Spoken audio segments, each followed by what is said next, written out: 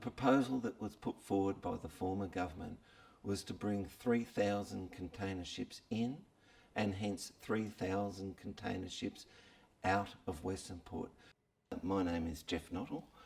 I'm currently the chairman of the Preserve Westernport Action Group, and for the past 2 years we've been heavily involved in educating our community about the proposal to build an international container port at Hastings. The Preserve Westernport Action Group was formed following a public meeting by the Phillip Island Conservation Society in March 2014.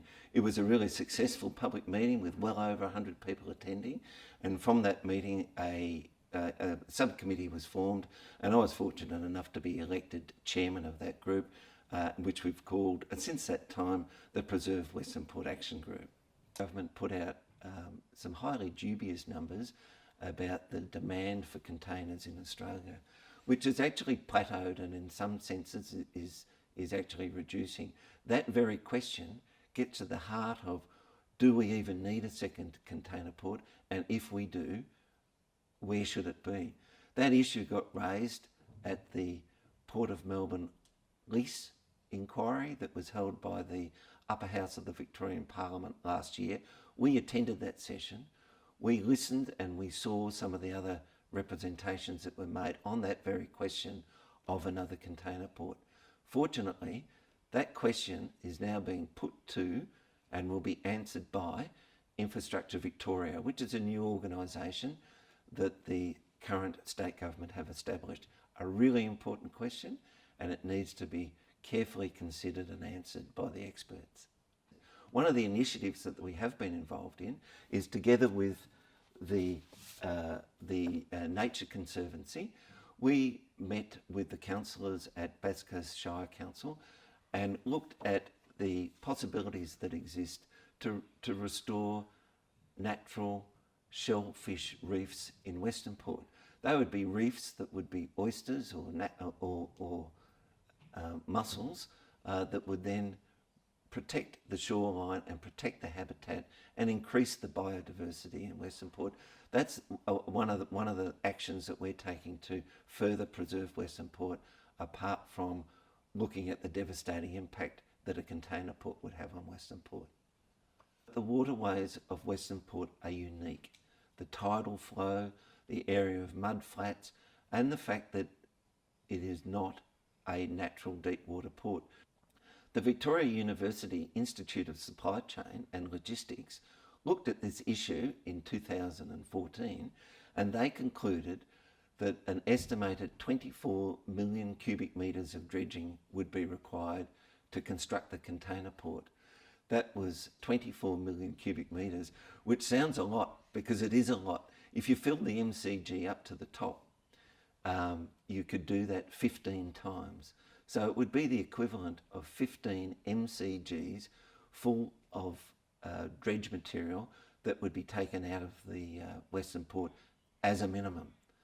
So that is an enormous amount of dredging that would be required. Taking that volume of material out of Westernport would increase the wave action and the strength of the swells coming into Westernport and would redefine the coastline of Westernport. Including that redefining of the coastline of Westernport, such increased wave energy would clearly add to erosion of the beaches on the north shore of Phillip Island, erosion of the beaches all around Westernport. It would significantly redefine the coastline of Westernport. Westernport is so special, as we know, it's covered by the Ramsar Convention. And the idea of building a container port in Westernport would simply be the first and significant step to the industrialisation of Westernport. We believe Westernport is for recreation and not industrialisation. Commencing industrialisation will not stop, would continue until we have lost Westernport, we've lost the business, we've lost the visitors that come to this area. Well, if the dredging went ahead to the levels that were predicted by the Port of Hastings Development Authority, The coastline would never be the same.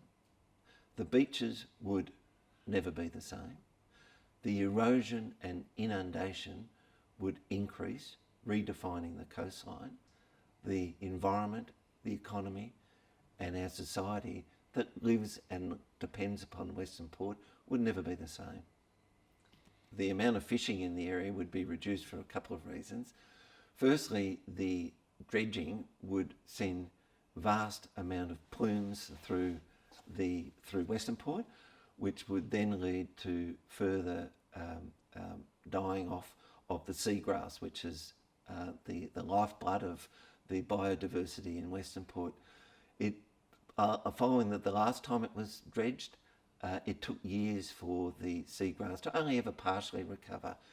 The amount of seagrass that could be lost this time could, if this dredging went ahead, could actually be the tipping point for killing off a lot of the seagrass, if not all the seagrass in Westernport, taking away the fish habitat, and the bird life in the area would reduce the biodiversity in the area, have a significant impact upon the fish stock.